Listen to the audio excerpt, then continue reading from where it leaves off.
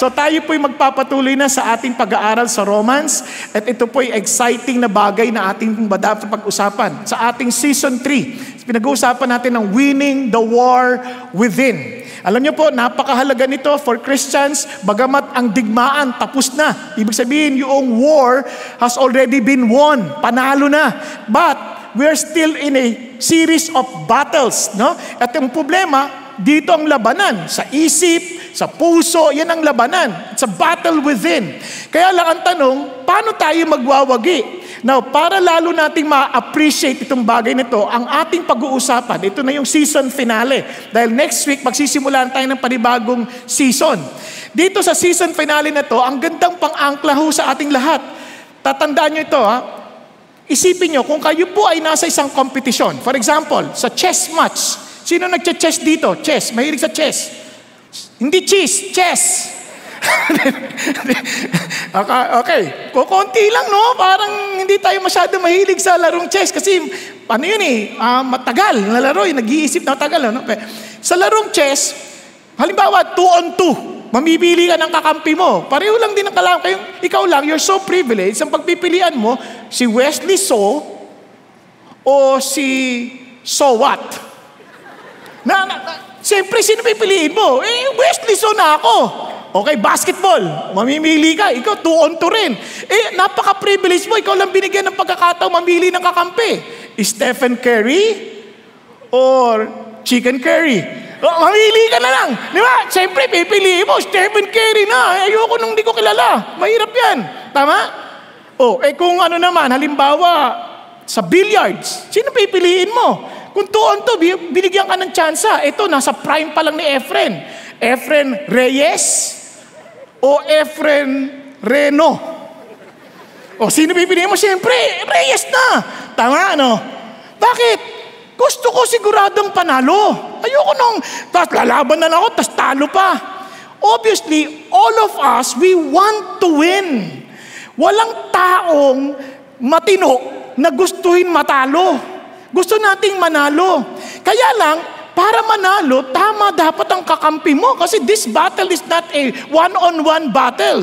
This is a team battle. It is a body battle. Kaya nga, ang ganda nito, ang pinakamaganda nating balita, God is for us. God is for you. Kakampi natin yung pinaka-champion. Can you imagine, kumbaga sa debate na paligsahan, He will be your spokesman. Parang wow, ang bigat nito. Wala nang katalo-talo to. Kumbaga sa basketball, eto na yung pinakamahusay. Kakampi mo, walang katalo-talo to. Ibig sabihin, wala tayo, panalo tayo. This is God is for us. Kaya sabi ng Bible, ang ganda-ganda, what then shall we say to these things? Isipin niya, to these things. Mamaya, babalikan natin yung these things na yan. Sabi niya, if God is for us, who can be against us? Isipin nyo, kung ang Diyos ang kakampi natin, sino pa makapananaig sa atin? Ang tanong lang ganito, what if God is against you, who can be with you? Humanap ka na ng kakampi mo. Kung ang Diyos ang kalaban natin, yari tayo. But this is the good news. Kapag tayo ay kabahagi sa pamilya ng Diyos, God is for us. That is His promise. Are you following? Paano tayo nakakatiyak? Para lalo nating ma-appreciate, balikan natin ang kwento ng Romans. Tingnan po ninyo. Ayan. Sabi rito, kung naalala ninyo, sa unang bahagi, sa unang 3 kabanata, sabi natin, ano ba ang totoong problema? What is the real problem? Sabi ng Biblia, mapakaliwanag, ang problema natin, kaya we are always ending up in frustration. Kahit saan tayo magpunta, kahit anong ating gawin, kahit seemingly tagumpay tayo, but at the end of the day, parang mayroong bagay na empty inside because we are against God. And because we are against God, laban tayo sa Diyos, we are under God's wrath. Based on His justice, we are under His wrath. Whether you are a Jew or a Greek, whether you are a Gentile or pare-parehos lang. Kahit nga yung religious, minsan, yung ating religiosity, ginagamit natin against God. Kasi we are rebelling against the Lord. Nasusundan natin. Kasi sabi niya, kaya yung problema natin, hindi pera, yan ay dala lang ng frustration kasi the whole creation is subject to futility. Papunta yan sa frustration, sa kabiguan. Kaya iba sa atin, di ba? Ang saya-saya, gagraduate ng mayroong karangalan. Pagkatapos ng 10 minutes after, wala na. Parang, tapos paglipas ng ilang linggo, hindi mo ba alam? Graduate ako ng ganito. Ha? Di mo alam? Parang wala silang pakialam. Tapos pagdating sa trabaho, wala silang pakialam kung anong pinagdadaanan mo. Hindi. May problema ako, hindi mo lang naintindihan. Wala akong pakialam. Ang ginisweldoan kita, mag-produce ka. Ganun ang usapan sa buhay eh. Parang, ba't ganito ang buhay? Di ba? Kahit sa bahay, minsan, kahit anong gawin mo ng lahat, parang, ano bang problema rito? Binigay ko na lahat ng gusto ng anak ko. Galit pa rin siya sa akin. Di ba? Asawa ko, binigay ko na lahat. Di ba? Binigay ko na. Kinuha pati katulong. Ano ba yan? Naintindihan niyo ibig sabihin? You're always ending up in frustration. And you cannot understand why. Because we are against God. Ngayon, ang bait ng Diyos, hindi siya, bagamat against siya, we are His enemies, kaaway niya tayo, He gave us His only Son as a solution, as the very solution to our problem. Pinaka-solusyon sa problema natin. Ano sabi niya? Salvation. Yan yung kalahating bahagi ng chapter 3 hanggang chapter 5 na sinasabi, si Jesus Christ, because of Jesus Christ, the very answer to our problem, He died for us and He rose again. Nabuhay siya magmuli. Ano sabi niya? Ngayon, everyone who believes, everyone who has the same faith as Abraham. Ano sabi niya? You are justified as if you have not sinned. Now, para maintindihan natin yung as if you have not, kasi hindi natin maintindihan yan eh, parang ganito. Halimbawa, kuya, ano nga pangalan mo? Yung naka-blue, si blue-green ba yan? Or teal. Mas restricto eh, teal. Tila green, ganun. Anong pangalan niyo po? Ha? Renato nga, tama. Anong pangalan mo? Dominic. Halimbawa, si Renato at si Dominic. Halimbawa, si Renato nangutang kay Dominic. Nangutang kay Dominic. 1 milyon. Hindi nagbayad. Grabe ka, tatabi-tabi ka pa sa akin. May utang ka naman. Wala ganyan, di ba? Ngayon, sabi niya, di bali, pinatatawad na kita, Renato. Di ba? Ganyan, ha? Tapos, eto na. Sabi ni Renato, Dominic, salamat ha, pinatawad mo na ako. Kaya lang talagang nangangailangan ako ulit eh. Pautang naman ganito tayo ha, ganito tayo. Alam mo, di ka na nagbayad, pinatawad na kita. Pero wag ka nang mangutang ulit, ang kapal mo. Tama? Di parang nagkasala pa rin siya. Tama? Si God ganito. As if hindi ka nagkasala. Sabi niya, pinatatawad na kita. Oo, pautang ulit, Lord. Sige, kano kailangan mo? Nasusundan niyo? Kaya parang pag nagkasala, yung na kay Kristo, parang hindi siya nasusurprise, parang first time mo lagi. Kaya nga, if you confess, parang kang first time, Lord, ginawa ko na naman to. Anak, hindi ko naiisip yan. Parang first time palagi. Can you just imagine? Kung gano'n yung blessing natin, sinolve lahat ni Jesus yan kasi walang ebidensya na ng records dahil pinako na sa krus. Yun ang sinasabi sa salvation. Ngayon, you are now set aside. Di ba? Ito yung mundo, isinet aside ka. Ang tawag dyan, you are sanctified.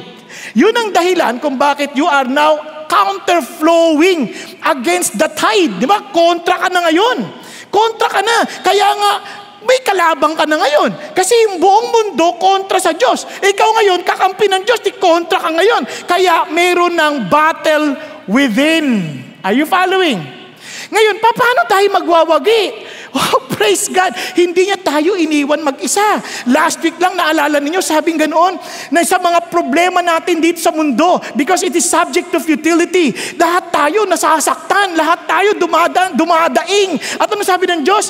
At binigyan niya tayo ng banal na espiritu na kung saan, alam niyang ating kahinaan at mismo siya dumadaing para sa atin na hindi natin kayang bigkasin sa mga pananalita. Naranasan niyo na po ba yan? Na sa sobrang dalamhati, sa sobrang problema ang ating pinagdadaanan, iyak ka na lang as you allow the Holy Spirit to work within you, biglang iyak ka na lang na iyak na hindi mo alam, biglang hindi mo masabi kung ano talaga problema. And yet, the Holy Spirit is interceding for you, praying for you, according to God's will. Kaya ang sarap sa Christianity, minsan, ang dami mong suntok na hindi mo maintindihan saan ang gagaling. Iyak ka lang, Lord. Hindi ka depressed nun. Umiiyak ka lang dahil ang Holy Spirit at work in you. And afterwards, you would sense a peace that surpasses all understanding. Doon nyo alam na ang Christian life is a relationship. Hindi ito basta reliyon lamang na panlabas na ang lahat. Ito, alam mo, may nangyayari deep within you. Hindi yung umatin ako, Christian na ako. Kahit naman pumasok ka sa garahe, hindi ka naman magiging kotse. Tama?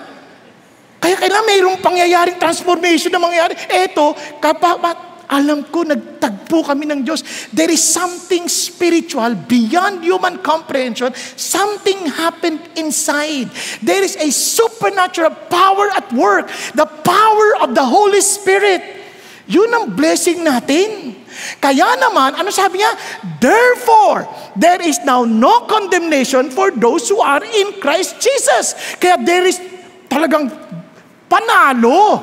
Panalo na. Ngayon, kaya doon maintindihan nyo sinasabi niya, God is for us. Bakit? Tingnan nyo, there is now no condemnation.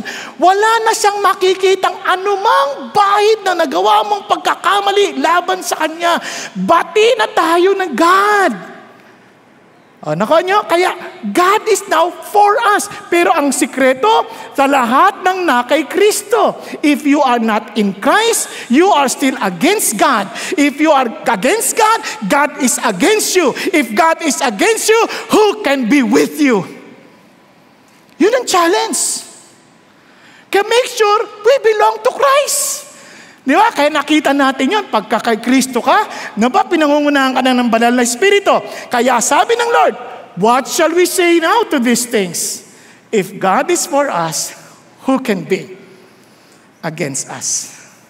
Kung na kay Kristo ka, naintindihan mo at yung banal na Espiritu na nasa atin, kakampi mo si God. Wala nang makapananaig sa'yo. Kapag kakampi natin si God, wala nang makapapanaig sa atin. Wala tayong dapat katakutan. Nagkakaintindihan. Pag sabi ganon, uy, tataas ang gasolina. Kakampi ko ang may-ari ng gasolina. Diba? Uy, tatanggalin daw ako sa kumpanya. Huwag kang mag-alala. Kakampi ko ang may-ari ng langit at lupa. Kung magsara yung kumpanya, pagbubuksan niya ako ng iba. Nagkakaintindihan tayo. Kaya, yung asawa ko ng bababae, huwag kang mag-alala. Kukunin siya ni God. Hindi. Huwag niyo naman ganun. Pag-pray niyo, talaga naman, maging kaibigan siya ni God. Di ba?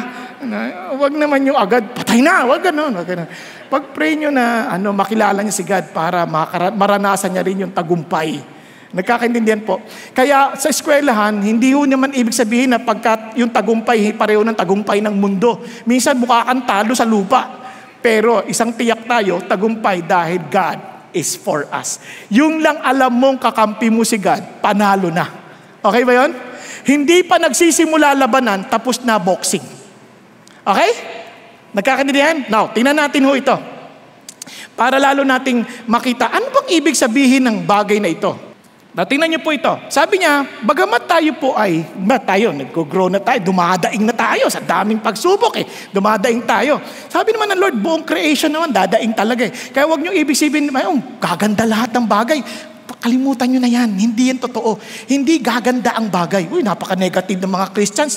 Hindi. Kasi, talagang may daing Pero itong tiyak lang natin pag Christian tayo, kaya nga mas positibo tayo. Bakit? Para lang siyang pain ng panganganak. Pain ng panganak. Ngayon, hindi ko po alam yon kung paano manganak ha. Ito lang alam ko, masakit yan. Tama? Masakit. Nakita ko, sumisigaw yung iba Talagang, tas nagmumura pa minsan Di ba? Pero alam nyo, pagdating ng baby, alam nyo wala na yung sakit. Biglang wala. Bakit? Next year, buntis ulit eh. Di ba? Hindi sa pang-insulto. Nakalimutan nila lahat ng pain na yon. The mere fact na meron na naman, para excited siya sa baby. Tama ba? Yun ang sinasabi ng Diyos. Parang makakalimutan mo lahat yung pain. Kasi nga, parang wow, yung kalwalatiang inaabang at pinangako ng Diyos sa atin, sobrang ganda na makakalimutan mo lahat ng pinagdaanan mo. Nakuha natin. Yun ang sinasabi ng Diyos. Ngayon, ito pang amazing, as I've said kanina, na ang Espiritu Santo mismo, talagang nagpe-pray for our weaknesses. Amazing yun. Kaya sabing gano'n, imagine, binigay niya ng Holy Spirit at hindi natapos doon. Sabing gano'n, ito and we know, that God causes all things to work together for good to those who love God. So, tatlong bagay for us to remember that God is for us. Promise, purpose, provision. Okay? So, wag natin kakalimutan Promise. Sabihin niyo, promise, purpose, provision. So, mas madali natin maalala. Wag niyo kakalimutan. Okay, game. Simulan natin sa promise. Balikan natin. And we know. Sabi ganun, bakit kailangan at alam natin? Tatanda natin at alam natin. Sabi ganun, ina-assume kung Christian ka, dapat lagi mo itong iniisip. Dapat lagi mo itong naiisip at lagi mong nilalagay sa iyong isip. And we know that God causes all things to work together. Now, listen. Sabi niya, it is God na siyang ginagawa ang lahat ng bagay na mabuti. Hindi yung bagay ang mabuti. Nagkakaintindihan tayo? Yung bagay, either mabuti o masama, but God will cause everything.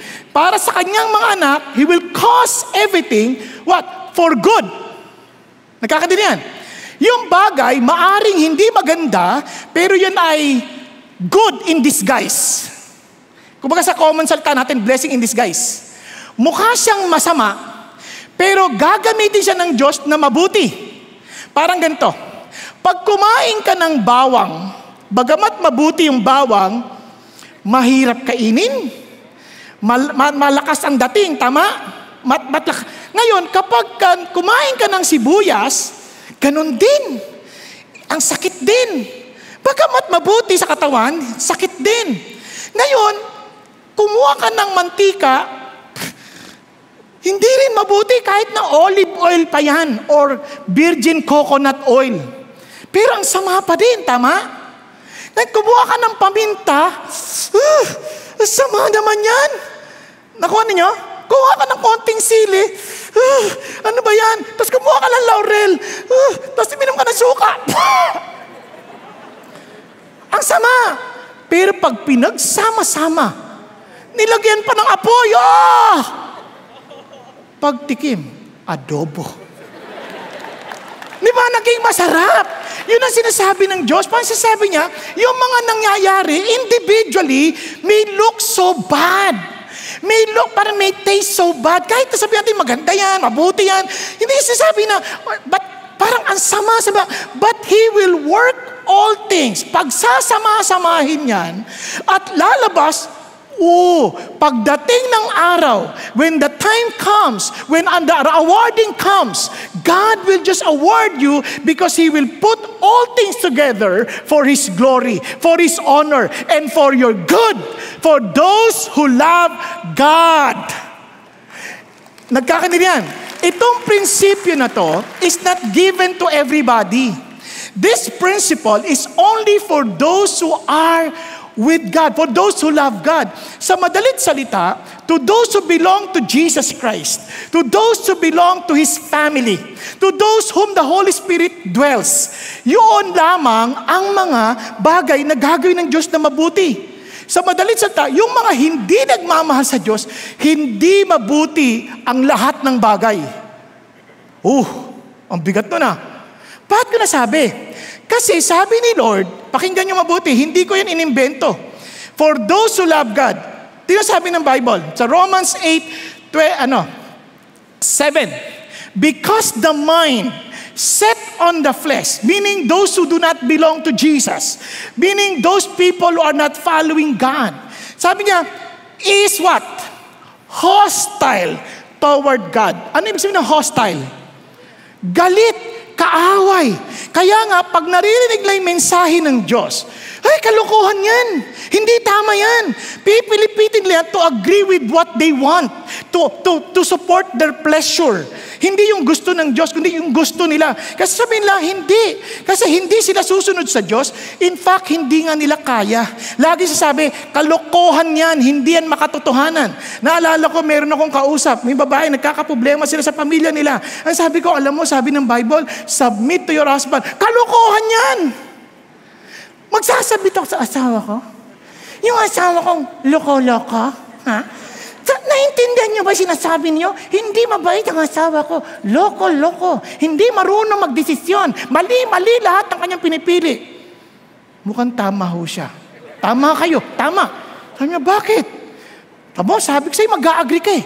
Kasi kayo ang kanyang napangasawa. Kayo ang kanyang napili. Mali-mali talaga mamili ang asawa mo.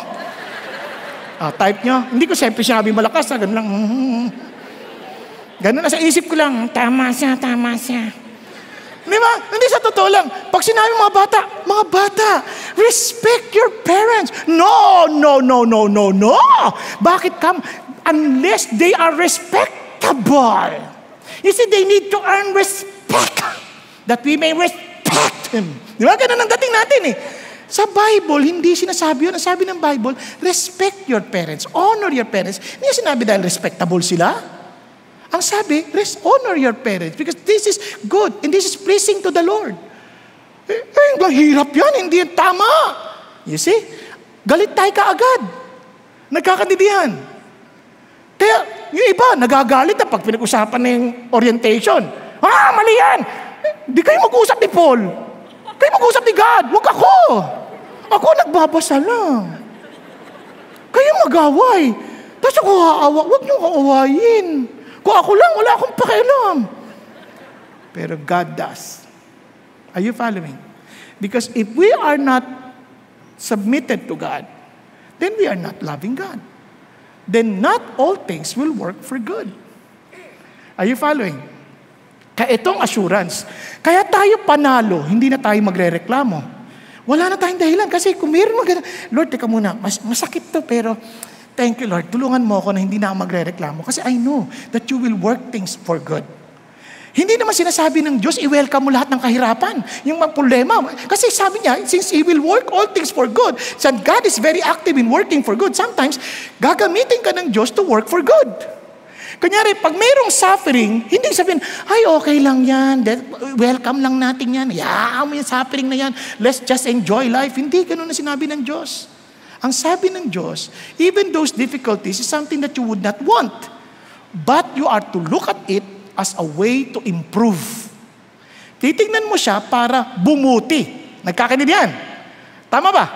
Halimbawa lang. Pagpasok nyo dito, nagka-problema kayo sa mga parking. Mayroon kayo makikita mga mali. Halimbawa lang, may mali. Sa halip na magreklamo ka at magalit, hindi mo siya sabi, okay lang yan. God works all things for good. Di ba? Hindi ganon.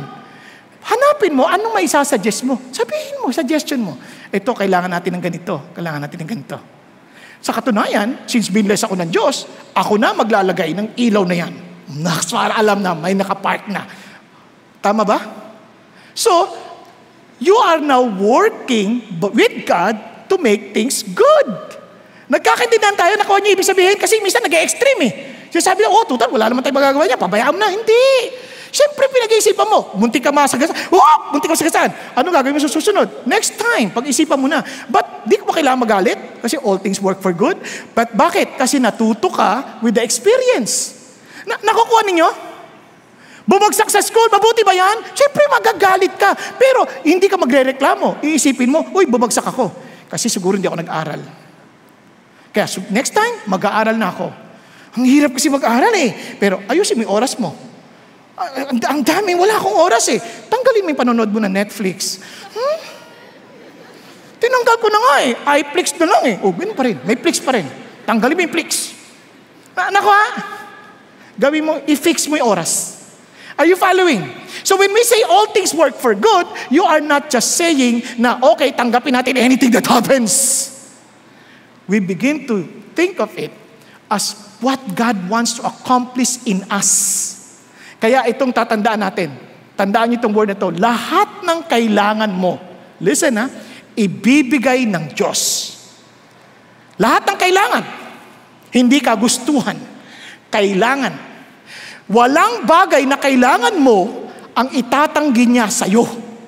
Okay ba yan? Halimbawa, naalala niyo sabi ng Lord, kapag humingi ka ng tinapay, hindi ka niya bibigyan ng bato. Pag humingi ka ng isda, hindi ka niya bibigyan ng ahas. Pray ka ng pray, Lord, bigyan mo na ako ng asawa, bigyan mo na ako asawa. Siya na pinipray ko, pinipray mo na lalaki, Lord, siya po talaga, wala na iba, siya lang. Bakit hindi binigay ni God? Ang labo naman ni God. Malay mo, ahas yan. Magpasalamat ka. Hindi niya binigay kasi baka ahas. O kaya naman, ikaw ang ahas sa kanya. Ayaw din naman ni Lord yun, di ba? Hindi naman ikaw lang palaging bida. Nakuha ninyo? Ito, pansin nyo mabuti ha. Halimbawa, paglabas mo, nakapulot ka ng 1,000,000. Dolyar! Mabuti ba sa ba? Tinawa. Parang mabuti yun agad-agad eh. Wala sa pangyayari. Those who love God. Remember? Those who love God. Kasi kung hindi mo mahal si God, hindi ka sa Diyos, utak mo, laman, hostile toward God, pwede mong gamitin yan pampatay. Pwede mong gamitin yan ng pang drugs. Pwede mong gamitin yan para manira ng buhay ng iba, mambabae. Di ba? Nakuha niyo po, manlalaki, o whatever. Kasi nga, kung hindi ka, yung hostile toward God ang utak. Nakuha natin. Ngayon, kung ikaw ay sa Lord, mahal mo si God, pagkakuha mo na 1,000,000, bigla mong isipin, Lord, para saan ito? Baka may-ari. Tagtanong ko, lang, mahirap na maipagtanong basta-basta. So, kailangan maitanong sa tamang pamamaraan. So, nag-iisip ka na ngayon. Kasi ang Christian, mapag-isip na eh. Wise na yan eh. Pangalawa, para may gamit siguro ito. Baka isang ministry ang pagbibigyan. Di ba? Baka pinabibigay sa Elevate Missionaries. Totoo sila. Pero, di ba? Parang, baka bigay nyo sa akin. What I'm trying to say is this. The condition is not on the situation, but on your heart's condition. Do you love God? Do you walk according to His purpose? Are you following? Kaya His promise is this: all things work for good. No more, that's our weapon against complaining, against worry, against fear. Kaya may panlaban tayo. Kasi, Lord, kakampi ako ng Diyos eh. Kaya kakampi ako ng Diyos, lahat ng bagay, pati ang aking posibleng pagkakamali. Nagkamali ako. My God will cause everything to work for my good because I love Jesus. Because He made me love Jesus. Are you following? Totoo ba yun? Pati kasalanan, pwede? Hindi ko sinasadya mo ha. Ang sasabi ko lang ganito. Remember si Peter? Sabi ni Lord, Peter, Satan, nagpaalam siya para kayo ay salain, na parang di ba, salain, na parang mga trigo. Ano sabi niya? Pero, pinag-pray na kita, Peter, at pagbalik mo, palakasin mo ang iyong mga kapatid. He will cause everything good. Maaari siya mo, nagkamali na ako, palpak na ako, grabe. Lord, paano na to? Nabuntis ako, wala sa lugar. Patawarin ninyo ako. Nagsapasakop na ako sa iyo, nagkamali ako. Perhaps God can make use of you to be a counselor sa iba para maingatan din sila. Nakuha natin? Nakuha ninyo? Malay mo, single parent ka na, huwag mo sabihin, wala na. Sama talaga. Hindi, malay mo, gagamitin ka ng Diyos para matulungan mo ng iba. Lord, nag-pray na ako. Nagsara pa yung negosyo ko. Patay, Lord, yung business ko, pinag-pray ko naman pinagsara Huwag kang mag-alala. Lalala pang problema mo.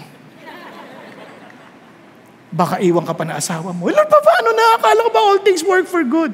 Relax ka lang. Hindi pa tapos ang kwento. Baka yan ay bawang pa lamang at sibuyas. Intayin mo pa yung iba. Kung manok ang lulutuin mo, baka lagyan pa ng luya. Nakuha? Andyan pa kayo?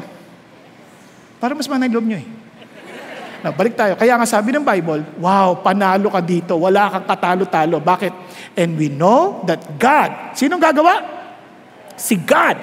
Because God is for us, He wants the best for us. He wants what's good for us. Kaya to those who love God and to those who are called according to His purpose. Minsan kahit ang kasamaan ng tao gagamitin niya for our good.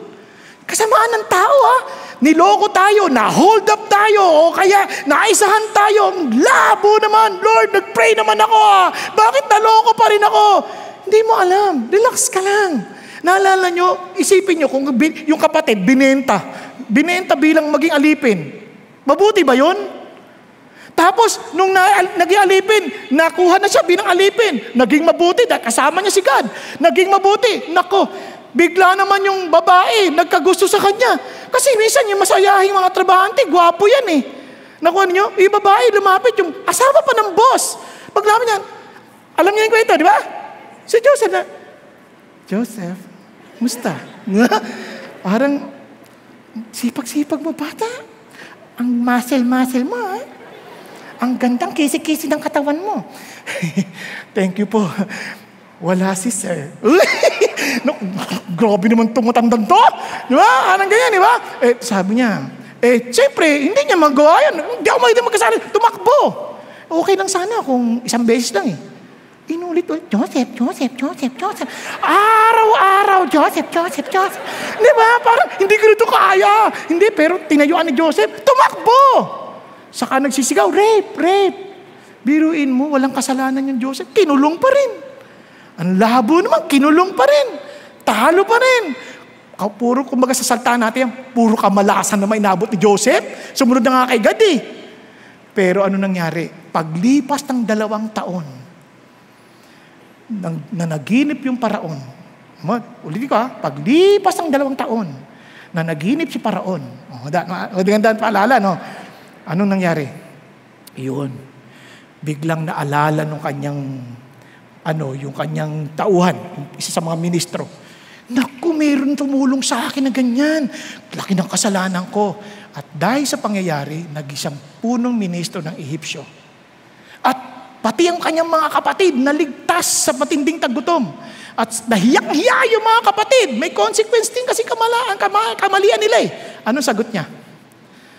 Para sa inyo, you meant evil against me. Hindi ko man sinasabing mabuting ginawa nyo. Masama yun. Evil yun. But God caused it or meant it for good in order to bring about this present result to preserve many people alive. Are you following? When something's wrong happening, sa halip na magalit ka, you walk with God, and God will just open your eyes and reveal before your eyes kung anong plano niya para sa'yo. Relax ka lang. But one thing for sure, magiging adobo ka. Special. God's recipe. Nakakatindihan? Relax ka lang. Now, tuloy tayo. Itong napakagandang paalala ng Diyos. Kaya nga, yung Holy Spirit mismo nagbigay sa atin ng pagmamahal. Ngayon, ito po, paano kung, masakit talaga. Paano bakit yung mga hindi Christian? Kasi minsan isip natin sa good, laging mga blessing. Hindi yung good na yan, hindi laging ganon. Now, listen to this.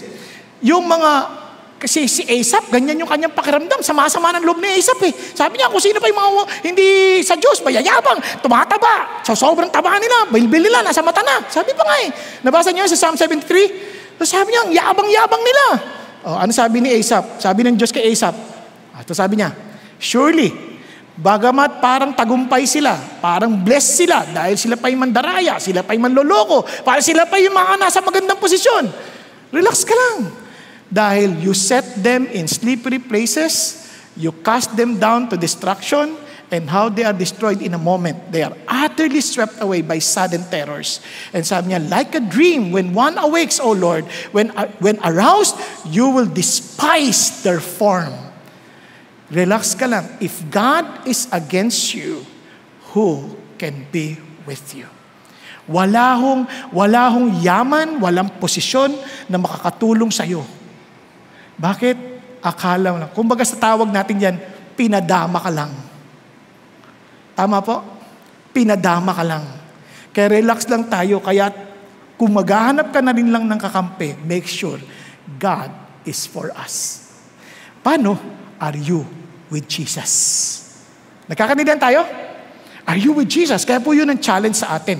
Now, kahit si Paul, nung si Paul, meron siyang thorn in the flesh. Sobrang tindi ng kanyang thorn in the flesh. Hindi natin alam kung ano yung thorn in the flesh na yon. But one thing for sure, sabi ni Paul, ayan, because of the surpassing greatness of the revelations, daming pinakita ng Diyos sa kanya. For this reason, to keep me from exalting myself, para hindi ako magyabang, there was given me, tinik sa laman, ang messenger of Satan to torment me. Biro mo, talagang para usigin ako, talagang pahirapan ako, to keep me from exalting myself, para hindi ako magmalaki. Minsan pag maganda lahat na nangyari sa atin, parang kala natin, we are blessed because of ourselves. Minsan mga magulang, ganun din, hindi tayo nag-iingat. Minsan sasabihin sa mga anak natin, uy, mag-aral kayo mabuti ha. Tandaan niyo yung mga pinapakinabangan niyo ngayon, dahil nagsipag ako. Teka, huwag mo na makalimutan, Diyos nagbigay sa iyo. Kasi maraming masipag, wala nangyari. Di ba? Bigay ng Diyos yan. Wala tayong pagmamalaki. Ito, ingatan mo itong sasakyan ito. Tandaan mo ko, hindi ako nag-aral ng mabuti at hindi ako nagkaroon ng magandang trabaho. Wala tayong sasakyan. Hindi.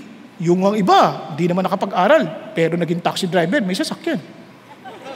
Kaya huwag tayo magmalaki. God is still the one who blessed us. Are you following? Kaya God causes all things to work for good. Now, let's go to the next, His purpose. Now, hindi natigil ang Diyos doon. Kasi called according to His purpose. So, obviously, may hinirang tayo ng Diyos para sa kanyang layunin. So, lahat ng bagay will cause for good pag mahal natin si God, and He will cause us to walk, lalakad tayo ayon sa kanyang layunin. Nagkakandidihan. Kaya marami kasi nagsasabi, mahal nila ang Diyos, pero hindi sila malakad sa layunin ng Diyos. They keep on living on their own purpose. Hindi ho ganun ang sabi ng Diyos. Sabi niya, may layunin ng Diyos. Anong layunin ng Diyos? Sabi niya dito, tingnan natin. Sabi niya, for those whom He foreknew, He also predestined to become what? Conformed to the image of His Son, so that He would be the firstborn among many brothers and sisters. Now, para maintindihan nyo, pag sinabi niya, for new, sabi niya, and He also predestined to become conformed to the image of God. Anong heart ng Diyos?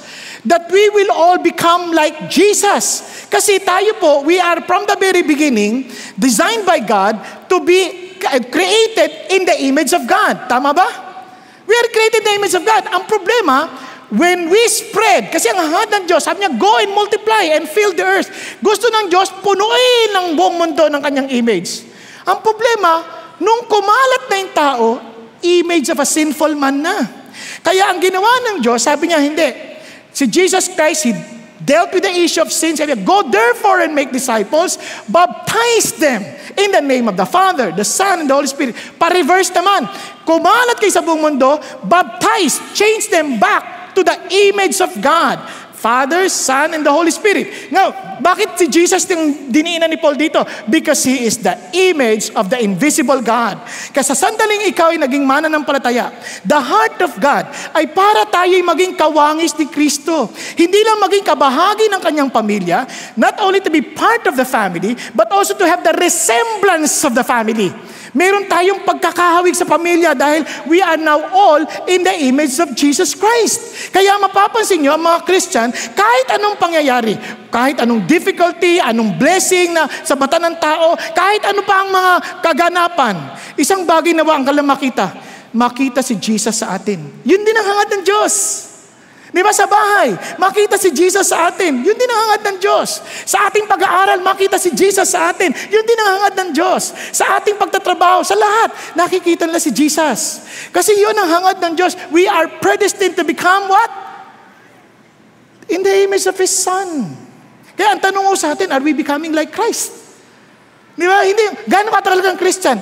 2 years? 5 years? Hindi, tanong yan. Are we growing in the image of Jesus? Andiyan pa kayo? Kaya, tingnan mo yung katabi mo. Nakikita mo ba si Jesus sa kanya? Oo, kitang-kita mo, naalala mo na sa bangka si Jesus kahit anong bagyo, nakatulog siya. Hindi ikaw yun. Sorry. Tuloy mo lang. Kasi maganda yung kalpanti ka lang ganyan. Okay yun, okay. But what I'm trying to say is this. Now, hindi natapos yan. Let me just explain further.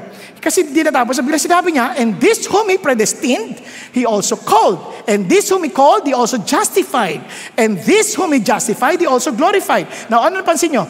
Meron pong 5 verbs ang ginamit dito. Para madali, parang ganito.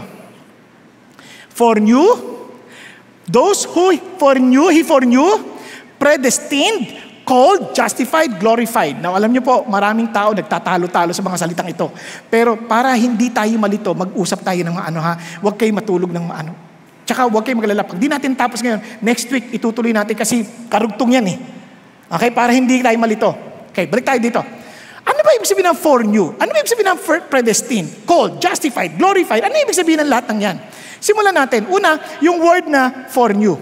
Pag sinabi natin new, yes, God is omniscient, pero hindi yan tinutukoy ni Jesus. Pag ginagamit yung word na new, ibig sabihin, we're close, we're intimate. Nagkakaintindihan? Pakisabi sa katabi mo, close tayo. Ganyan. New. Kaya nga, pag ginamit yung word na new, paano natin nalaman? Tingnan niyo po. Sa Matthew 7, for example, and then I will declare to them, I never knew you. You see, how can Jesus Christ, who is all-knowing, to say, I never knew you? Hindi, ang ibig sabihin niyan, hindi naman tayo close. Depart from me. You practice lawlessness. Sa madaling salita, hindi tayo in love sa isa't isa. Kasi if you love me, you will obey me. Tama? Kung mahal mo ako, susunod ka sa akin. And since hindi mo ako mahal, and sabi nga ng Lord, hostile toward God, I never knew you. Kaya pag sinabi mong for knowledge, sinasabi ng Lord, I for love you. Nakuha niya, parang minahal kitang una. Noong pa man, mahal na kita. Kaya makikita nyo, ginamit yan ni Paul, inulit yan sa Romans 11:2. God has not rejected His people whom He foreknew. Talagang itong mga tao na to, minahal ko ito, yung Israel, referring to Israel. Now, ganyan din ang pagkakagamit niya sa Acts. Si Luke naman ang gumamit sa Acts. Sabi niya, this man delivered over by the predetermined plan and foreknowledge of God. Para sabi niya, dahil sa pagmamahal ng Diyos, inisip niya na yung bahid para ihayag yung pagmamahal na to by giving His Son, Jesus Christ. Sabi niya, at napako sa krus sa kamay ng mga makasalanan. Ang sabi ganoon, at nilagay siya sa kamatayan. Because He was expressing yung kanyang for love, yung pag-ibig niya sa atin. Hindi pa natin siya mahal, mahal niya na tayo. Are you following? Okay? Now, ito pa sabi niya. Ito pa, para si Peter, ganoon naman. Sabi nga nun, to those who reside as strangers, scattered throughout Pontus, Galatia, Cappadocia, Asia, Bithynia, who are chosen, listen to this, according to the foreknowledge of God. Dahil sa matinding pag-ibig ng Diyos sa sanlibutan, pinili niya na kayo. Nakawa natin. So whenever we say foreknowledge, sinasabi ng Lord, mahal na kita. Hindi dahil may ginawa ka, o dahil dahil mabait ka, hindi. Minahal ka tayo ng Diyos, wala pa tayong napapatunayan. Nakakuha niyo? Kaya sobrang ganawa tayo, Lord, totoo ba to? Kaya nga, there is now no condemnation eh. Not because you're good, dahil nagpakabait ka, nangako ka magbabago, hindi. Simply because I love you first. You love me because I first love you. For love, nauna siyang nagmahal. Pakisabi mo sa katabi mo, mahal ka ng Diyos, hindi mo pa siya minamahal. Nakuha nyo? Kahit hindi mo ako pinansin, mahal ka rin ni Lord. Nakuha? Kasi anong punto nito? Kasi hindi mo na pwede baguhin yan. Namatay na nga siya sa krus para sa atin, tanggapin mo man o hindi. Yung pagmamahal na yun, andun na yun, foreknowledge na yun. Ngayon, kaya lang hindi siya natapos doon. Tuloy tayo, balik tayo. Those who foreknew, He also predestined. Sabi, ano ibig sabihin nun? Predestined. So pag sinabi yung predestined, yun naman talagang plano ng Diyos from the very beginning. Na tayo po ay, mayroon na siyang plano in advance. When He created us, when He saved us, mayroon na siyang destined, pinangunahan ng pupuntahan. Hindi ka niligtas for the sake na maligtas ka lang. Hindi. Meron ka na talagang, meron na siyang unang plano na para sa'yo. Ganun kanya kamahal. Ibig sabihin, pinagplanuhan ka niya ng mabuti. Hindi sa pachamba-chamba. Hindi yung aksidente lamang. Maraming ganyan, nagliligaw. Hindi, sabi, mahal na mahal kita. Wala man lang bahay. Wala man lang ipapakain. Basta mahal kita. Saan tayo titira? Basta mahal kita. Anong kakainin natin? Basta mahal kita. Hindi ganun ang Diyos. Nung sinabi niya mahal kita, pinagplanuhan niya na mabuti every step of the way to the end. Kaya nga sabi ng Panginoon, naalala nyo, yung binigay sa akin ng aking Ama, minahal ko hanggang huli. Kaya nung tinanggap tayo ng Diyos, niligtas tayo ng Diyos, minahal tayo ng Diyos, hindi niya sasabihin sa balagitnaan, ayoko na sa'yo, hindi ka pala mabuti. Nagbago na isip ko. Walang ganun. It was predestined from that very time. Nung pinili kita, pinag-isipan ko na lahat. Yun yung sinasabi niya, before you build a construction, you count all the cost. You count all the cost. Sasabi niya nun, para matapos mo yung pinagagawa mo. Kasi at the middle, at hindi mo natapos, pagtatawanan ka ng ibang tao. And how much more God? Bago kanya niligtas, pinag-isipan niya na lahat. Ito, anong pangalan niyo po? Ha? Ano po? Nenita. Si Nenita, ililigtas ko to dahil kailangan niya ng dugo ko. Mamamatay ako pa sa kanya. Mabubuhay ako magmuli. Nako, pero si Nenita, baka marites ito. Baka lang ha, hindi ko naman sinabi. Kunwari lang naman. Diba? Kaya di ba alay, bibigyan ko siya ng Holy Spirit para hindi na siya marites. Kundi siya na ngayon ay evangelist. Di ba? Oh, ngayon sabi niya, ang problema si Nenita, matatakotin ito. Kaya, bibigyan ko siya ng, aking salita, para papalanan ko siya that I will take care of you. I will never leave you nor forsake you. I will give you everything you need. I will make sure that at the very end of the day, you're with me. Pinagplanuhan kita ng mabuti. Grabing pagmamahal ng Diyos. Hindi na tayo parang nagbago isip na ayaw ko na sa'yo. Ay, salamat sa Diyos. Kasi maraming ganun kinasal. Kaya nagdi-divorce. Kaya ngayon, tinutulak nilang diborsyo. Bakit? Yan ang ating isip. Pag pinakasalan, bahala na. Kasi maganda siya. Pero paano kung nakakita ka ng mas maganda? Patay ang puso mo. Huwag niyo intindihin yun. Balik tayo dito. And this whom He predestined. Ano sabi niya? He also called. Di ba? Wow! Hindi kanya na pinagplanuhan. Tatawagin kanya, titiyakin niya na mapupunta ka sa kanya. Kaya sabi niya, and called. Ano ibig sabihin ng called na yan? Ito. But we should always give thanks to God for you. Brethren, hindi yung called na, nakarinig ang gospel, you're called. Hindi. Ito yan. Sabi niya, God has chosen you from the beginning for salvation through sanctification by the Spirit and faith in the truth. It was for this, look at the words, He called you through our gospel, that you may gain the glory of our Lord Jesus Christ. Jesus, ano sinasabi niya? Once, itong word na, those whom He predestined, He called, He will make sure that this plan that I have for you will really be yours. Dahil ako mismo tatawag, I will make everything within my power to bring you to my kingdom. Kaya you're called. Wow, sarap naman nun. Kaya for sure, you will believe me. For sure, you will listen to my word. For sure, papadalan kita ng mensahero para marinig mo yung gospel. For sure, dadaling kita sa sitwasyon na makikilala mo ako because I will reveal myself to you. That's calling. Hindi ito yung parang nag-preach ka lang, but ito alam mo you're called because you have believed. You have followed Jesus. Pagtawag niya, susunod ako, Lord. I will follow you. And you know you are called. Di ba? Kasi maraming tao, they're assuming they're called. Pinili ako ng Diyos, pero hindi siya sumusunod sa Diyos. Kasi kung talaga naintindihan mo yung calling ng Diyos, hindi ka pwedeng tumanggi. Dahil si God na yung tumawag eh. Pag tumawag ka, talaga susunod ka, Lord, saan ako pupunta? Wherever you go, I will go. Nagkakanindihan po? Yun ang sinasabi ni God. And ang ganda nun, once you're called, ano sabi niya? You are justified. Kaya anong sabi justified? You are legally sinless. You are legally free. Just as if you have not sinned. Napag-usapan natin kanina. Tama? Yun ang declaration ng Diyos. Para sa akin, hindi ka na makokondena. You are free.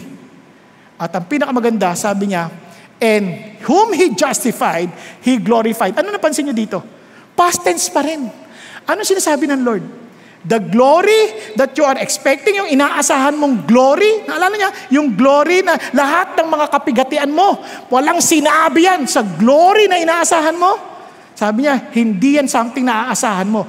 Yan ay nandyan na, reserved na sa'yo. Hindi na yan magbabago, kaya nga past tense na. He also glorified.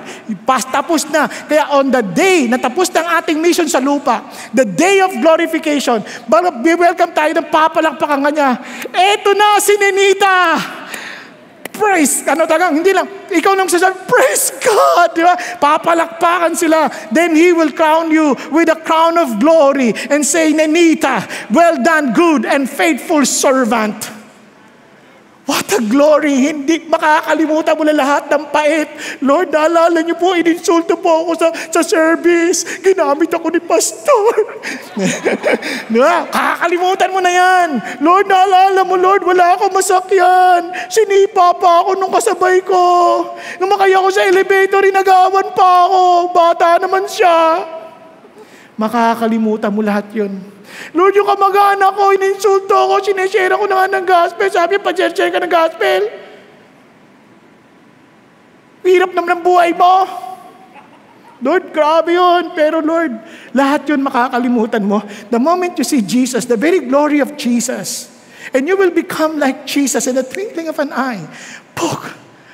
Oh, the glorious day.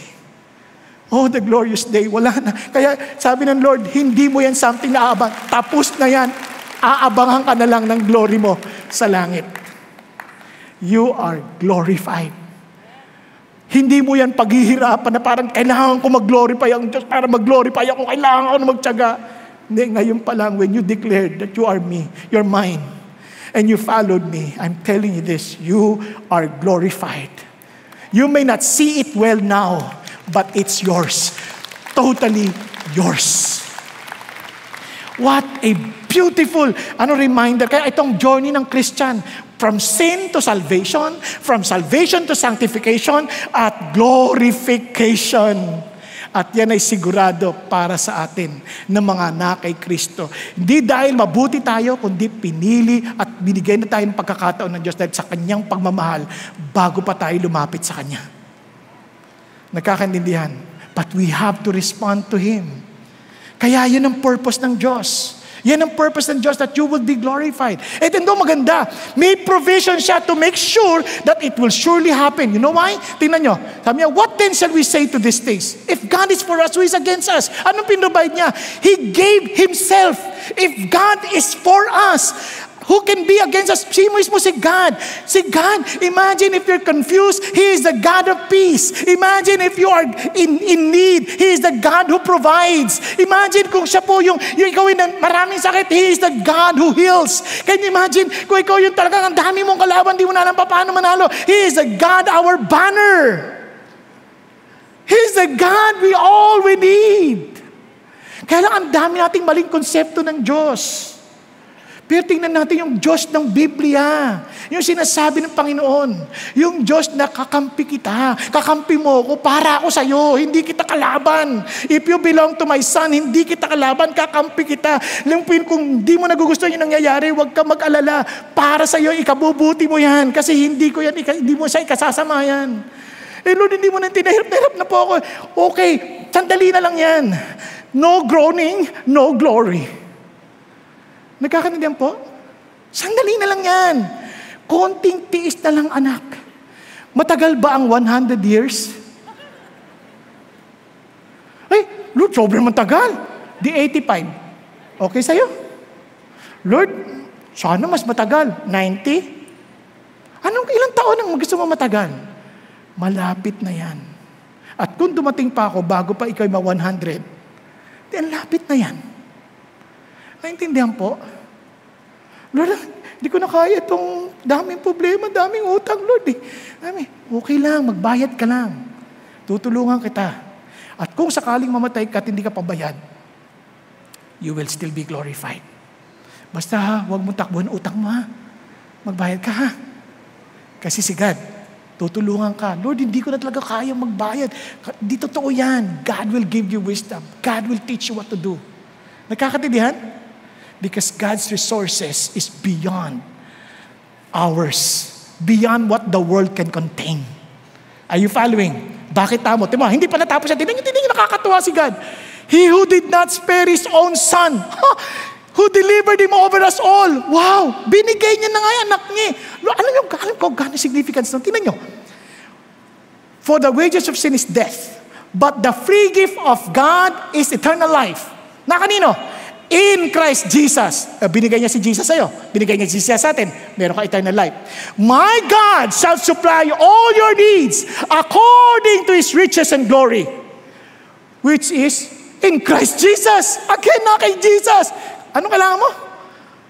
Sabi niya, sa hindi ba ubos na yaman ng Diyos? Na kanino? Kay Jesus. Hindi ko pinagkait si Jesus sa'yo. May kailangan ka pa? In Christ we are alive. Oh, papatay-patay ka ngayon? Christ is your life. If anyone is in Christ, he is a new creation. The old is passed away, behold, the new has come. Lord, totoo, magbabago ako. Lord, ang hirap din, tamad ako, Lord Alam ko. Pero papasipagin kita. Dahil pag hindi ka nasumipag, hindi ka kakain. Patay ka agad. Ano ba? So, tutulungan ka ng Diyos. Because all in Christ Jesus. Ang sarap naman. Wala ka nang kakailanganin pa. Everything that you need, everything that we need is in Christ Jesus. Without Jesus, you have nothing. Lahat ng promises of God is not for you. Only for those who are in Christ Jesus. Kaya He did not spare His own Son. Delivered Him over us all. He will not also with Him freely give us all things? Ano sa palagay mo? Hindi niya bibigay? Ano ka ba? Ano ka ba? Kung nga binigay niya na yung best niya pinaka-precious sa buhay niya sa'yo Ano pa yung pagkakait niya sa'yo na alam niyang kailangan natin? Pag-isipan niyo. Meron? Andiyan pa ba kayo? Lord, bakit hindi ako gwapo? Tingin mo lang yan. Hindi, Lord, tingin nila Okay lang yun. Malabo mata nila. Basta sa akin, mahal kita. Kahit ano pang sabihin nila, Lord, walang magkagusto sa akin. Ano ka ba? Kung kailangan mo ng asawa, bibigyan kita. Mas pangit pa sa'yo. Joke lang. Joke lang. Para lang. Kasi masyado ka na seryoso No. So, ano siya sabi ng Diyos? Kasi sabi niya, Lord, paano Lord? Palpak talaga ako Parang, ikukundina mo lang ako logi. Sabi ni Paul, ano ka ba? Sino mag-charge against God's elect? Si God? Obviously, hindi. Siya nga nag-justify sa'yo Pinawalang sala ka nga Tapos kukondem ka pa niya? Oo nga, no? Paano Paul? Kung si Jesus Christ, kasi all judgment has been given to Him Paano kung si Jesus ang magkondena sa akin? Kasi mali-mali ako, palpak ako, tumba ako ng tumba Sabi niya, ha? Ano pinagsasabi mo? Sabi, tingnan mo nga. Ang tagal mo Sabi niya, sino magkukondena sa'yo? Si Jesus? Ano ka ba? Siya nga yung namatay para sa'yo Siya nga yung nabuhay magmuli. At alam mo ba, nakatayo sa kanang kamay ng Diyos. Alam niyo ang ibig sabihin nun? Siya mismo ang nagtatanggol sa'yo. He is your defense lawyer. Pag inaakusahan ka ng dyablo, siya yung nakatayo. Sabi niya, bayad ko na yan, tay. Paano kanya ikukondena? Naku, grabe naman. Kaya sabi ni Paul, kaya sino pa makakapaghiwalay sa'yo sa pag-ibig ni Kristo? Mahal ka nga niya. Ano ka ba? Mahal. Hindi ka niya tinanggap na sapilitan. Sige na, halika nga rito. Nag-repent ka halika na. Hindi. Mahal kita, kaya ka nga nag-repent. Halika na. Sino pa maghiwalay sa'yo? Sige, pag-isipan natin. Kahirapan, kaguluhan, pag-uusig, tagutom, walang kadamit, walang damit, panganib, tabak. Wala na makakapaghiwalay. Paul, paano kung di naman totoo yung pinagsasabi mo? Paano mo ako maniniwala? Puro kung kalukuhan lang yan. Sabi ni Paul, ano ka ba naman? Alang-alang sa inyo. Parang mamamatay na ako araw-araw. Parang papatayin ako araw-araw. Alang-alang sa inyo. Para na nga akong tupang kinakakatayin Bino mo, pinapadala ko yung mensahe na ito. Alam mo bang napakadelikado yung sa buhay ko? Alam mo bang lagi ako nauusig? Alam mo bang binato na ako na maraming beses hanggang sa kamatayan? Alam mo ba na na-shipwreck ako? Alam mo ba nangyari lahat yan? Tapos sabi mo sa akin, hindi totoo ito pinagsasabi ko? Kaya nga mga Christian, alam nilang totoo to. Sabi niya, Grabe naman, Paul. Talaga ba yan? Kaya itong sasabihin sa'yo, kaya naman, we are more than conquerors in Christ Jesus. Dahil sobrang pagmamahal niya sa atin. Walang problemang hindi natin matatawid. Walang kalaban na hindi natin mapagtatagumpayan. Bakit? Because of Jesus Christ who loved us. Yun ang sinasabi niya. Kaya naman sasabihin ko to sa iyo ngayon. Kumbinsidong ko. Walang kamatayan, walang buhay, walang anghel, walang demonyo, wala sa kasalukuyan, wala sa mga darating pa, walang kapangyarihan, walang taas, walang lalim, walang anumang bagay na nilikha na kayang maghiwalayin tayo sa pag-ibig ng Diyos na kay Kristo Jesus na ating Panginoon. There is now no condemnation for those who are in Christ Jesus. Kaya kapatid, down ka ba? Lapit ka sa Diyos, hindi ka niya tinatanggihan, hindi ka niya tinataboy. Kapatid, naisip mo ba para iniwan ka na ni Lord? Hindi ka niya iniwan. Lord, ang dami ko ng pagkakamali, nagkasala na ako. Halika na, aminin mo na, hindi mo naman kailangan itago pa yan. Lord, awahin ako ng asawa ko. Ako nang bahala, tutulungan kita dyan. Paano kung hiwalayan niya ako? Oo, hiwalayan ka talaga niya. Pero tutulungan kitang maayos. Halika na, basta, bumalik ka na sa akin. Lord, dami ko ng pagkakamali. Anak ko, nagkagulo-gulo na tutulungan din kita dyan. Lord, kung hindi mo makita sa panahon na ito, one thing for sure, I am with you. Hindi kita iiwan, hindi ako magbabago ng pagmamahal sa iyo. Halika na. Balik ka na. Gusto ko lang po magtapos sa isang patotoo. Okay lang kayo? Mag-extend ng konti ha? Konti lang. Lagi naman ako extended Ha? So ito na po. Pakinggan natin ang patotoo po ni Vic. I am Victor Tumagay. It was late in college when I had my first taste of shabu and started taking it occasionally. After graduation, I started a good career in corporate sales. Money flowed in easily. But as I found success, I also found myself taking drugs more often. Slowly, it took a toll on my career and my relationships. It became a vicious cycle that went on for almost 2 decades. I'd only be sober either because I was brought to rehab or got caught by the police, the latter being a more frequent occurrence. Each cycle became much worse than the one before. Aside from heavy drug use, my life revolved around guns, goons, gold, and girls. And at one point, I had a total of 4 court cases, one of which carried a sentence of reclusion perpetua. After my last rehab in 2004, I was keen on staying drug-free.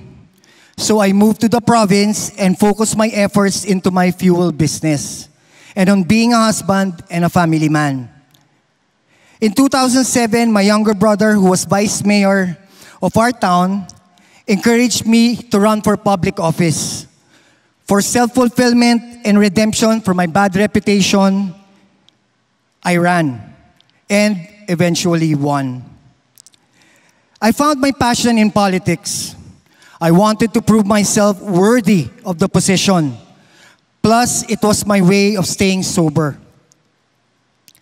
But just as everything was going great, once again, I succumbed to my greatest weakness, and only that time, I returned with a bigger ego, a deeper pocket, bigger guns, more goons, and much more drugs. Aside from shabu, I started using marijuana and Valium to induce sleep. I tried so hard to still project this sober, responsible, and respected politician and family man image that I built for 8 years. I lived a double life. As my wife Elaine would say, I was like Dr. Jekyll and Mr. Hyde, the alias she gave me when she finally had the courage to confine me at the basement of the medical city via trick admission. It was her last-ditch effort to help me stop my 10-month backslide while contemplating whether to leave me or not. Even though I managed to squander millions in practically our entire business, I praise God because my wife, her family, and mine still welcomed me back home after my hospital detox. However, just 3 months after that, my financial problems started to haunt me. I found it too much to handle without drugs. I still had a big amount of shabu stashed away somewhere, which I eventually found and used. But God intervened and put an end to it. Because the very day I took drugs again, I got served a warrant for a non-bailable case that I had run away from before, since it carried a life sentence. A political opponent dug dirt on me and tipped off the NBI. I was arrested at home and was handcuffed in front of my staff and my 7-year-old daughter. I ended up in jail with anger, resentment, and vengeance in my heart. Life there was like hell on earth. I knew I had to be resilient to survive. I made friends with gang leaders and for 5 months did drugs, broke rules, and became a notorious inmate. Outside, I left plenty of troubles for my wife. She became so broke that she couldn't even afford to visit and provide for me, as she has to prioritize our children. Moreover, I also owed fellow inmates a lot of money, and that was a very big deal in jail. I felt so lonely, helpless, hopeless, abandoned, stripped of any pride, broke and hungry. For the first time in my life, I found myself crying inside my cell, full of self-pity, with no one to turn to but God. That night, I said the most powerful, sincere, and intimate prayer I have ever prayed in my life. Right then and there, I surrendered all my burdens to God. The following morning, for some reason, I woke up feeling light. Like all my burdens have been lifted off my shoulders. My problems were still there. But there was an unexplainable blanket of peace that seemed to have enveloped me. I searched for this source of peace and found it to be coming from God. I learned that God's love for me is so great that while I was still a sinner, He had already died for me to justify me with His precious blood, so that I can be reconciled with Him. That nothing else can save me but His grace alone, through faith alone, and in Christ alone.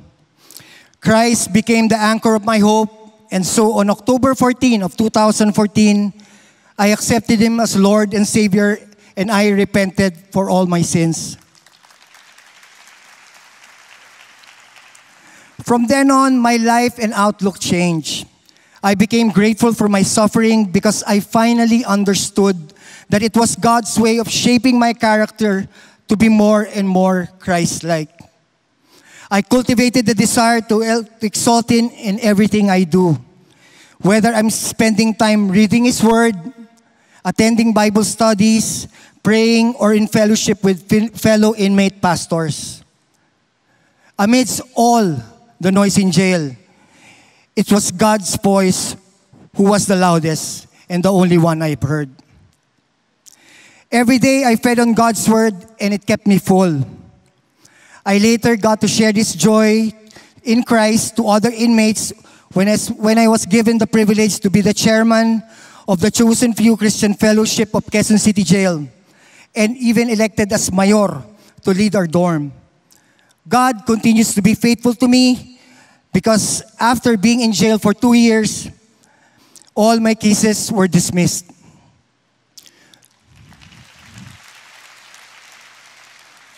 Today, I'm a free man,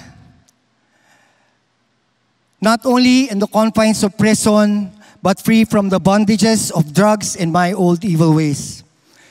My life is not perfect. I still feel the consequences of my past mistakes. But I continue to persevere in faith because of the hope that God has given me. He saved me and has called me for His greater purpose. To God be the glory. Praise God. Amen. Hallelujah. Now, tingnan niyo po, no? Yung foreknowledge, yung foreknowledge ng Diyos, hindi dahil mabait siya, kaya siya niligtas ng Diyos. Lahat naman tayo, pareho-pareho lang. Iba-iba lang ang ating kasalanan ginagawa. Iba sa atin, mabait lang tingnan. Pero sa loob, puro kalokohan din eh. Alam ng Diyos yun. Pero ang foreknowledge ng Diyos, yung foreknowledge ng Diyos, hindi nagbago. He died for you. And the mere fact that God is speaking to you right now, God is calling you. At nawa sa pagtawag ng Diyos sa inyo, huwag niyo itong baliwalain. Huwag niyo itong tanggihan. Alam niyo ang pinakamahirap gawin? Once you harden your heart before God, ang pinakamalungkot ay He will give you over to the desire of your heart. And I pray na huwag mangyari sa atin yan. Dahil kahit anong gawin natin, we will always end up frustrated. Kapansin niyo naman po sa Kanya, may tagumpay, frustration pa rin. But because of God's grace and mercy, niligtas siya ng Diyos. Sabi niya, hindi naman siya libre sa mga consequences. Pero, ginamit pa rin ng Diyos maging kanyang pagkakamali para tulungan ng ibang tao. Para isulong ang magandang balita ni Jesus Christ. Therefore, there is now no condemnation for those who are in Christ Jesus. Tayo pong lahat ay yumuko sandali at pumikit. Mga kapatid, ikaw lang nakakaalam ng katotohanan ng lagay ng iyong puso sa Panginoon Diyos. If you belong to Jesus Christ, alam mo na the Holy Spirit testifies to your spirit, nagpapatotoo sa iyong spirito na ikaw ngay anak ng Diyos. At batid mo rin na mayroong pagtulak ng iyong kaisipan sa kapayapaan at buhay dahil ang Spirito will lead you to the Spirit that leads to life and peace. Pero kung ang utak mo dinadala ka sa laman, then marahil hindi mo kakampi si God. Tandaan mo, sabi ni God, if God is for us, who can be against us? Sana po kakampi tayo ng Diyos. Tinanggap mo ba siyang maging kakampi? Sumuko ka ba sa Kanya? Kapatid, kung pilit mong tatanggihan, if God is against you, then who can be with you? Sa pagkakataong ito, bakit hindi mo tanggapin ang paanyaya niya? Kayong mga nabibigat ang lubha, kayong mga napapagod, lumapit kayo sa akin. Bibigyan ko kayo ng kapahingahan. Matuto kayo sa akin dahil ako'y mahinahon at mapagpakumbaba. Kunin niyo aking pamato. Tanggapin niyo ako bilang iyong Panginoon at tagapagligtas. Dahil ang pamato ko, magaan at madali. Lumapit ka.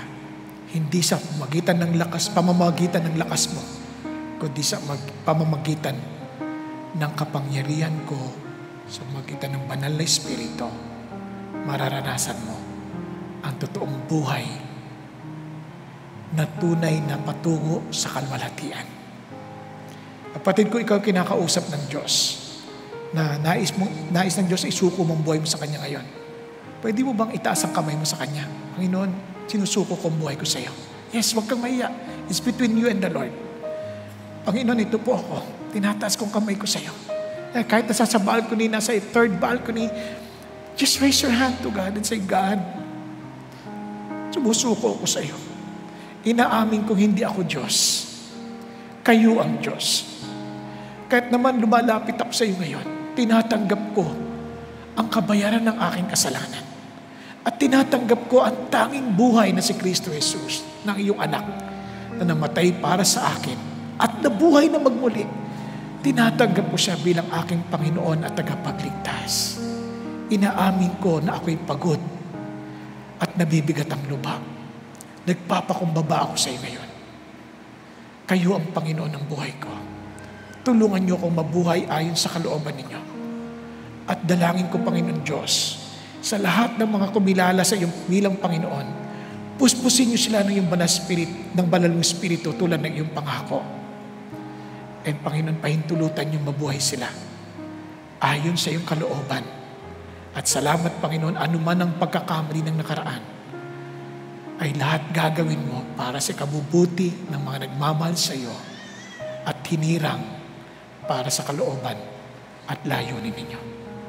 Salamat, Panginoon, sa katiyakan na kami po ay aabang ng kalwalatian dahil alam namin kay Kristo Jesus, tapos na ang lahat ng laban. Salamat po. Salamat po, Panginoon. Aming Amang Banal, maraming salamat. Kilala niyo ang lahat ng mga dumulog sa inyo. Kinilalang kawalan at pagtanggap sa inyo bilang Panginoon. Kaya't naman hinihingi ko po ang bawat isa sa aming narito na tunay, Panginoon Diyos, mabuhay ayon lamang sa kalooban ninyo. At salamat, Panginoon, kailanman hindi kayo laban sa amin.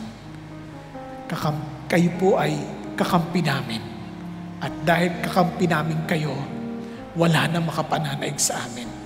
Salamat po, Panginoon Diyos, sa tagumpay na binagkaloob niyo sa aming lahat.